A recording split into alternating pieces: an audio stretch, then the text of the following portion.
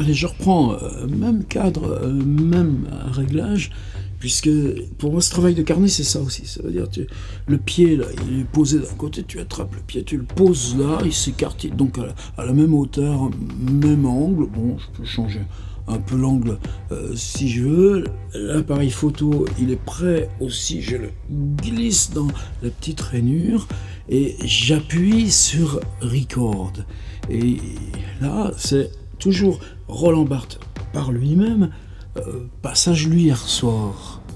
Le fantasme, virgule, pas le rêve. Or pour moi, le travail du rêve, c'est tellement important.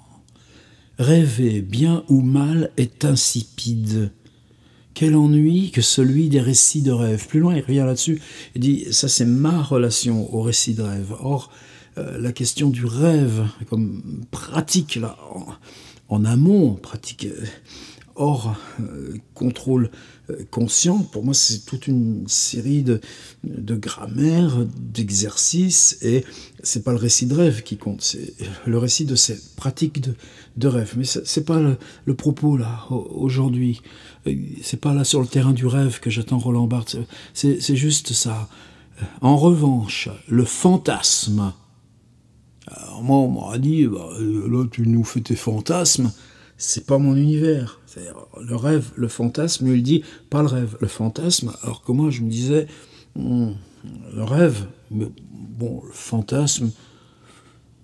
le fantasme aide à passer n'importe quel temps de veille ou d'insomnie, ce qui pose autre chose, c'est-à-dire que ce qu'on nomme la rêverie, c'est cette pensée qui n'est pas dans l'endormissement et la part arbitraire que ça prend parce que ça vous met face à ces images, ces distorsions, ces grossissements, ces dissociations de vous-même, ceux-là que j'appelle rêve.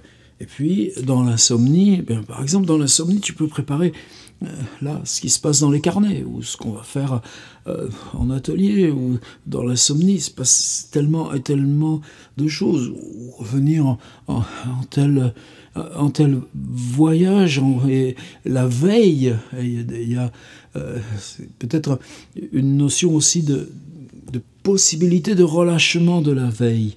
La veille, c'est pas penser à, s'appliquer à penser à, c'est j'enlève la contrainte de surveillance de pensée et j'écoute ce qui s'organise là de pensée, qui n'est pas du rêve, puisque toutes les perceptions extérieures sont là, toutes les perceptions conscientes sont là, aident à passer n'importe quel temps de veille ou d'insomnie. Et là, il y a cette phrase, elle était trop belle pour que je la reprenne pas ici, là, la petite poignée qu'on est. C'est un petit roman de poche que l'on transporte toujours avec soi et que l'on peut ouvrir partout sans que personne y voie rien, dans le train, au café, en attendant un rendez-vous. C'est-à-dire, j'ai pas rajouté un temps de veille. Je reprends en revanche le fantasme, je reprends dès le début. Rêver, parenthèse, bien ou mal, est insipide. Et pour souligner, il fait une symétrie de parenthèse. Quel ennui que celui des récits de rêve. Quel ennui que celui des récits de rêve. Et la syntaxe, elle est, on fait pas exprès, on construit pas. Attends, je vais leur coller deux après un double que. Non, c'est pas comme ça. C'est que dans les concentrations où t'es, c'est la grammaire là qui te fait le quel ennui que celui des récits de rêve. Fin de la parenthèse. En revanche, le fantasme aide à passer n'importe quel temps de veille ou d'insomnie. Bon, c'est quelque chose qui est lié à Balzac. Tu reprends un que, c'est-à-dire tu avais quel ennui que, et après n'importe quel temps. Et la double machinerie du des récits de rêve, quel temps de veille ou d'insomnie. Tu es mis dans une machine un peu binaire. Pom, pom, pom, pom, pom, pom, pom, pom. Et ça, par contre, techniquement, ça, faut l'apprendre, ça. Quand tu fais du violon, tu apprends croche, croche, double croche, croche, triole, croche, croche, croche, double croche, croche, quatre, quatre, quatre. Ça fait partie du vocabulaire de la technique d'écrire. Même si justement, quand tu écris après une note, wow, t'arraches. Tu t'occupes plus de ça. Point, virgule, et ensuite, plus rien. C'est un petit roman de poche que l'on transporte toujours avec soi et que l'on peut ouvrir partout sans que personne n'y voie rien, virgule. Et là, dans le train, virgule, au café, virgule, en attendant un rendez-vous, point.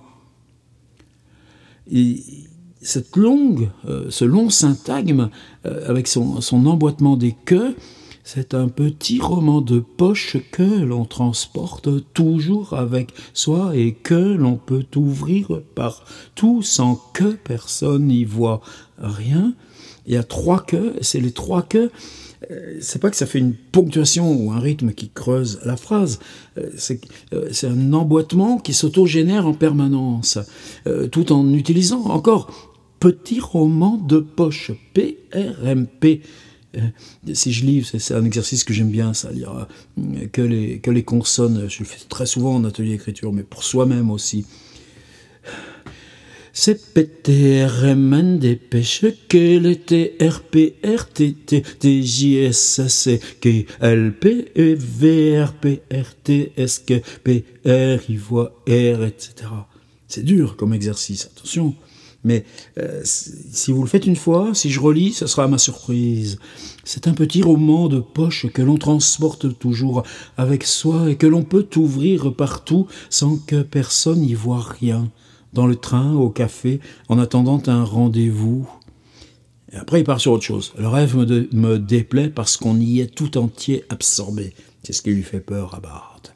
Le rêve est monologique. Le fantasme me plaît parce qu'il reste concomitant à la conscience de la réalité, celle du lieu où je suis.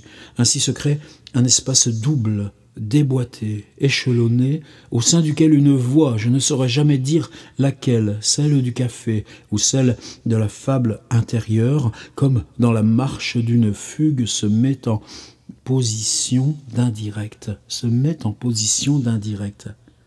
Pensez-y dans votre prochaine veille ou rêverie.